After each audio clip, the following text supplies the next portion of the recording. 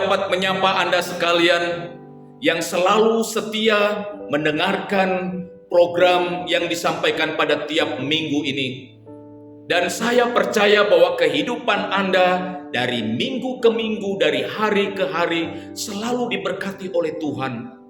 Karena Anda adalah orang-orang yang selalu membuka hati untuk mendengarkan firman Tuhan. Dan dengan keyakinan bahwa ketika firman itu ditaburkan, maka benih itu hadir di hati Anda bagaikan tanah yang subur, bertumbuh dan menghasilkan buah. Nah, saudara-saudaraku sekalian, minggu ini pemberitaan firman Tuhan masih berbicara tentang kebangkitan Kristus. Pemberitaan firman Tuhan saat ini didasarkan pada Yohanes 20 ayat 24 hingga ayatnya yang ke-29. Ayatnya yang ke-29 mengatakan demikian. Kata Yesus kepadanya, "Karena engkau telah melihat aku, maka engkau percaya. Berbahagialah mereka yang tidak melihat, namun percaya." Peristiwa kebangkitan Kristus adalah peristiwa yang selalu mengundang sikap kontroversial dari masyarakat. Banyak orang yang tidak percaya akan peristiwa kebangkitan Kristus. Orang-orang Yahudi dan non-Yahudi yang ada di Yerusalem pada saat itu juga tidak percaya bahwa Kristus yang telah tergantung di atas kayu salib, tapi pada minggu itu mereka bangkit. Yesus bangkit. Bahkan saudara-saudaraku sekalian, salah seorang murid Yesus sendiri yang bernama Thomas meragukan peristiwa kebangkitan Kristus pada minggu itu. Dia mengatakan demikian, "Sebelum aku melihat bekas paku pada tangannya, dan sebelum aku mencucukkan jariku ke dalam bekas paku itu, dan mencucukkan tanganku ke dalam lambungnya, sekali-kali aku tidak percaya." Yohanes 20 ayatnya yang ke-25. Pernyataan Thomas ini sesungguhnya dipengaruhi oleh suasana hati yang sedang menyelimutinya pada saat itu. Bayangkan saudara-saudaraku sekalian, masih terbayang-bayang di depan mata bagaimana Thomas menyaksikan peristiwa pada Jumat itu. Yesus yang harus memikul salib, Yesus yang harus terjatuh, Yesus yang harus dicambuk, dan akibat dari cambukan-cambukan itu maka tubuh Yesus menghasilkan bilur-bilur darah keluar. Bahkan masih terbayang-bayang di depan matanya bagaimana Yesus harus dipaku, kedua tangannya dipaku, lambungnya ditombak. Masih terngiang-ngiang di telinganya ketika Yesus berseru, "Eloi, Eloi, lama sabatani?" "Allahku, Allahku, mengapa engkau meninggalkan aku?" Sebuah jeritan yang seolah-olah tidak sanggup menerima penderitaan demi penderitaan di atas kayu salib. Dan adalah wajar bagi Thomas jika ia memberikan respon atas berita yang dia dengar dari teman-temannya bahwa Kristus bangkit.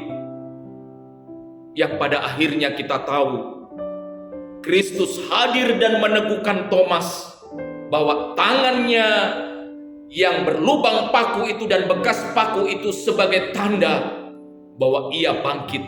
Demikian juga dengan lambungnya. Maka saudara-saudaraku sekalian, sejak peristiwa kebangkitan Kristus pada saat itu, berita tentang kebangkitannya juga selalu mengundang sikap kontroversial hingga saat ini. Dalam konteks kekinian kita tahu bahwa akhir-akhir ini ada yang namanya kelompok pakar Yesus sejarah, yaitu orang-orang yang membangun teori bahwa Yesus tidak bangkit dengan menggali bukti-bukti sejarah. Dan mereka selalu merekonstruksi bahwa teori yang mereka bangun itu terus diperteguh. Dan dengan sebuah sikap penegasan, Yesus sama sekali tidak bangkit.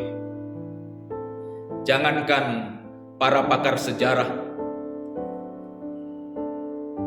ahli-ahli Taurat, imam-imam kepala, mereka juga membuat berita bahwa Yesus tidak bangkit. Saudara-saudariku sekalian, tapi pernahkah kita tahu ketika kita berbicara tentang para pakar Yesus sejarah, yaitu mereka yang membangun sebuah teori bahwa Yesus tidak bangkit, ada satu sejarawan Yahudi yang bernama Flavius Josephus, lahir 4 tahun setelah peristiwa kematian Kristus. Dia bukanlah seorang Kristen, tapi dia seorang sejarawan Yahudi. Dan dalam karyanya, yaitu Yahudi Purbakala dan Peperangan Yahudi, ia mencatat tentang Yesus. Dalam catatannya dia mengatakan, berdasarkan laporan dari murid-muridnya, bahwa Yesus yang tersalib itu bangkit. Bahkan ia mungkin adalah Mesias yang dijanjikan itu. Yosephus menegaskan bahwa berita yang disampaikan oleh murid-murid Yesus dapat diterimanya. Bahkan ia menambahkan, mungkin ia adalah Mesias yang dijanjikan itu. Seorang Yahudi namun dapat menunjuk Yesus adalah Mesias yang dijanjikan. Sementara orang-orang Yahudi hingga saat ini masih menantikan Mesias itu. Apa yang disampaikan kepada kita mengenai kondisi ini? Apa yang ingin Tuhan sampaikan kepada Anda dan saya melalui pemberitaan firman Tuhan ini? Firman itu menyampaikan kepada kita demikian. Iman Kristen adalah iman yang melihat jauh melampaui berbagai wujud yang terlihat dengan mata, dan percaya bahwa hal itu pasti dan bahkan akan terjadi, dan bahwa kebangkitan Kristus adalah ya dan amin. Dan firman Tuhan harus ditempatkan di atas segala sesuatu, termasuk di dalamnya adalah sejarah. Biarlah penemuan-penemuan sebagai bukti sejarah akan dijawab oleh penemuan-penemuan arkeologi yang membuktikan bahwa Yesus bangkit. Tetapi bagi kita yang adalah orang-orang yang tidak melihat langsung peristiwa kebangkitan Kristus itu, namun percaya akan berita kebangkitan itu, maka tugas kita yang penting adalah bagaimana kita memberitakan tentang kebangkitan Kristus dalam konteks-konteks di mana kita ada dan melayani. Bagaimana berita kebangkitan itu sebagai pengharapan atas persoalan-persoalan yang selalu muncul dalam kehidupan masyarakat, khususnya belakangan ini masalah-masalah itu semakin kompleks. Dalam konteks di mana Anda hidup, bagaimana kita mengaktualisasikan firman yang mengatakan, berbahagialah mereka yang tidak melihat namun percaya berdasarkan peristiwa kebangkitan Kristus. Bagaimana berita kebangkitan Kristus diwujud nyatakan dalam konteks kehidupan di era pandemi COVID-19. Bagaimana berita kebangkitan Kristus disampaikan dalam konteks kenyamanan umat beribadah secara virtual daripada mereka datang dalam persekutuan setiap minggunya. Bagaimana kita mengaktualkan berita Paskah ini di tengah-tengah informasi yang begitu masif di media sosial. Dan bagaimana misi diimplementasikan dengan mewujudkan bahwa sengat maut itu telah hilang kuasanya, dan itu terjadi karena Kristus bangkit. Oh saudara-saudariku sekalian, dalam konteks pandemi COVID-19 menyatakan kepada kita bahwa manusia itu sangat bergantung sepenuhnya kepada Kristus. Pandemi memang seolah-olah tidak dapat dikendalikan. Bahkan banyak orang yang kita kasih telah pergi meninggalkan kita.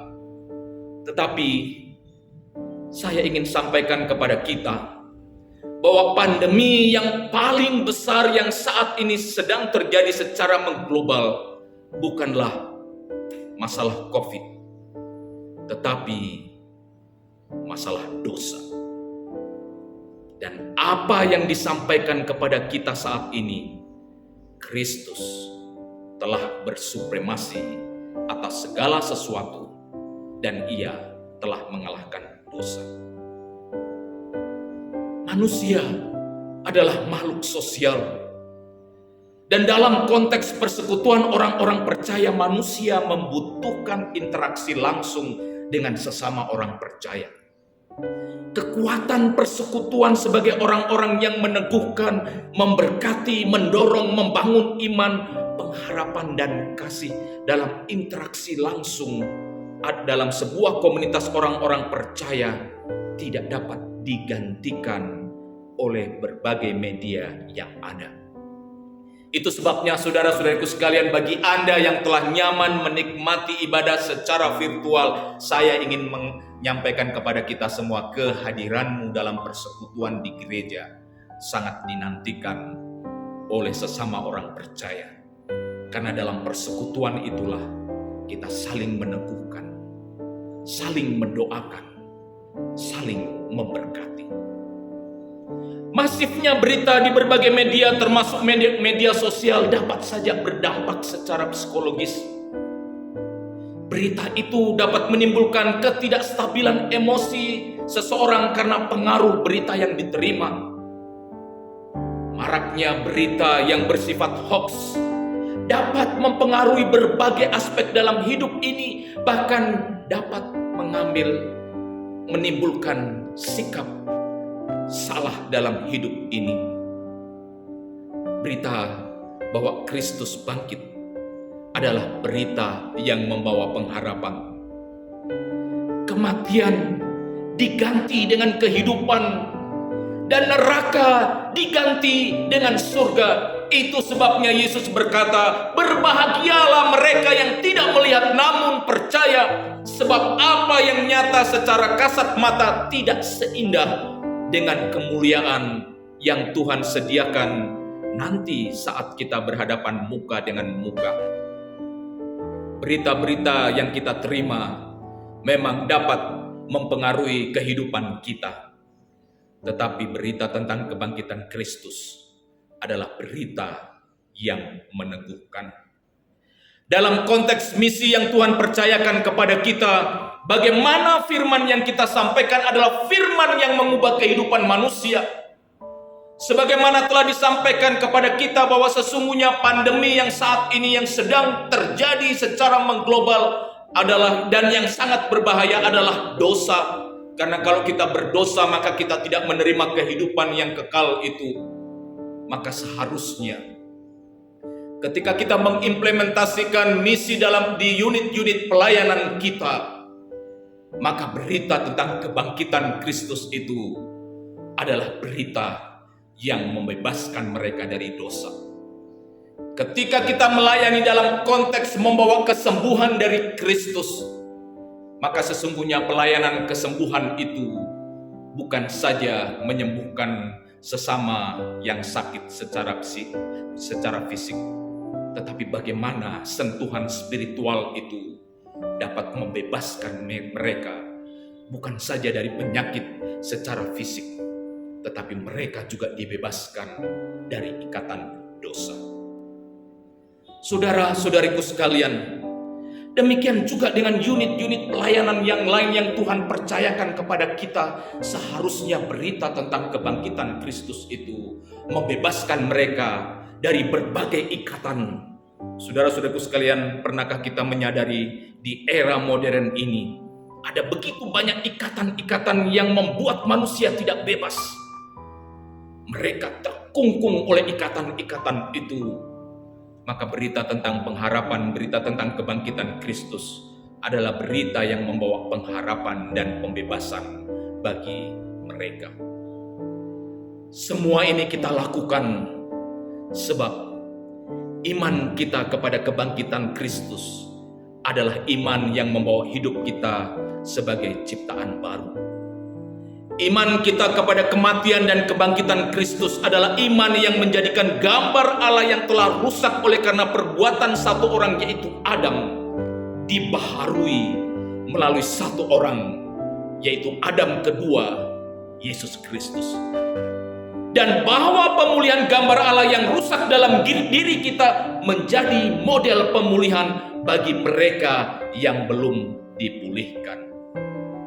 Itu sebabnya berbahagialah Anda yang tidak melihat secara langsung peristiwa kebangkitan Kristus pada saat itu, namun percaya, sebab kita akan dipakai untuk membawa berita pembebasan, berita pengharapan di era saat ini, di mana banyak orang sedang menantikan berita pengharapan dan pembebasan itu.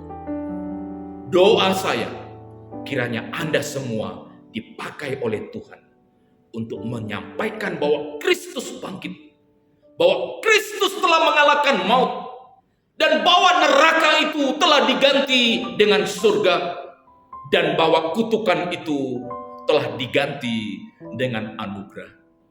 Tuhan Yesus memberkati kita semua. Mari kita berdoa. Dipuji dan diagungkan Engkau ya Tuhan, sebab melalui Roh-Mu yang kudus, maka kami orang-orang percaya yang tidak melihat langsung peristiwa kebangkitan itu, tetapi oleh karena iman kami percaya akan kebangkitan-Mu. Dan tolonglah kepada kami semua ya Tuhan, sebagai tanggung jawab di mana Engkau memberikan mandat kepada kami untuk memberitakan bahwa Kristus bangkit, maka kami dapat wujud nyatakan dalam kehidupan dan pelayanan, dalam kehidupan persekutuan, kehidupan keluarga, maupun saat kami bekerja, bahkan bersosialisasi di masyarakat. Biarlah kehadiran kami akan menolong orang lain bahwa Kristus telah membebaskan kami, dan bahwa mereka juga akan dituntun untuk melihat, untuk menemukan Kristus yang telah membebaskan manusia dari kuasa maut. Diberkatilah mereka yang telah membuka hatinya untuk mendengarkan firman Tuhan pada saat ini. Di dalam nama Yesus Kristus kami naikkan doa ini. Amin. Amin. Haleluya. Sampai jumpa minggu depan. Tuhan memberkati.